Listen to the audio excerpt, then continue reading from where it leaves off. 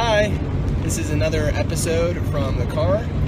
I am driving to Cripple Creek, Colorado right now to work on some stuff. We've got some people that need help with their computers there. Everybody needs help with their computers. Yeah, so that's what I'm doing right now. I'm driving, but I figured I would give an update today either way to keep up with my streak, my daily trend of putting a video out every day. I think I'm almost positive today's day 24, although that's how I got off in the first place. I was for a while like 3 days off on my vlog, so it's kind of weird. But last night I posted on boundaries and assets and how they play into an organization's narrative.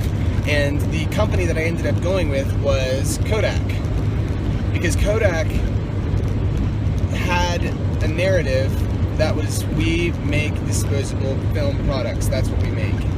And the reality is that that wasn't or shouldn't have been their narrative, and that shouldn't have been what created the boundaries. The boundaries were, we don't go outside of disposable film industry because we want to keep selling film. But because they had that mindset, when the opportunity came along and presented itself for them to be a part of the digital camera industry and the forefront of the digital camera industry, they decided it wasn't worth it. They decided it was going to ruin what they had set up or what they had created with their disposable film business. And so the story itself is of Kodak and of the tremendous giant that they were, and now the fall and where they're at today. That represents a bigger story that I think most people and organizations alike can benefit from. And it's that we don't need to make the focus and to make our narrative, the focus shouldn't be on the protection of the assets we have. We should be focusing on why the assets are assets. Had Kodak realized that the reason that film was valuable was because it was a memory, was because it represented something beyond just the piece of paper that had the image on it, they would have been able to last longer in the game. They would be today still the memory company, because when you ask someone what they think about Kodak, their first response is, there's the Kodak moment, and the Kodak moment stands for so much more than just this, just the picture, just this piece of paper that they were trying to protect, this film that they were trying to protect. It stands for, the last time that you were with grandma and grandpa, and it stands for your son's first birthday, and it stands for so much more. It stands for the memories and the emotion that's tied into those experiences that you have, and the ability to look back on those experiences and take a look over your life and imagine and think back to those times when life was simpler and you just had a Polaroid camera Polaroid camera that you took pictures with. That's what they should have focused on, because then when the opportunity arises of should we create digital cameras or not, they don't look at it as, is it going against our boundary of the digital, of we create disposable film and digital camera means no disposable film. Had they instead looked at, we create moments, we help people capture emotions, we help people remember the things that are important to them, they could have come out with a digital camera that would have been focused on that. And so I think the overall story here is really, what are you, or your company, what are you really, really deep down, what are you providing? Why do people value what you do?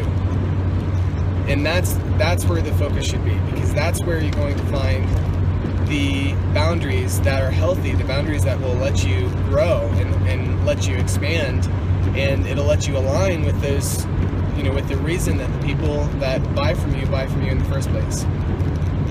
So I thought of a few ideas for Kodak. I thought, since they are a memory company, I thought, wouldn't it be neat if they just focused on, just that, capturing memories. So I thought one option would be to create like an Oculus Rift type app, virtual reality app, that allows you to take video with three-dimensional cameras and everything, and you could take video of a room and basically scan the entire room and all the activity that's happening in it. So for your kid's birthday or for the parties and whatnot.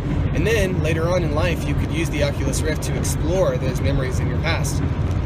And to me, that sounds like something that would be a lot better for what they're doing, and like for what the people that bought from Kodak, years ago, than even just like, printers or, whatever the touch, there's some touch technology that they're working on right now.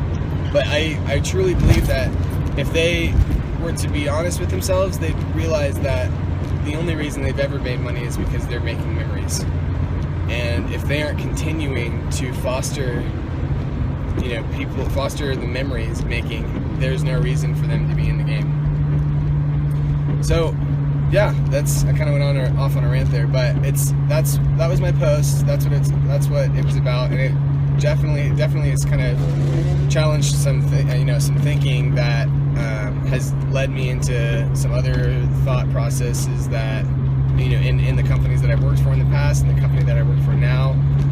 As far as what are people really, why do your assets have value? Why do people actually exchange money for what you have to offer? And what makes those assets worth creating and worth developing? So that's my spiel for day 24.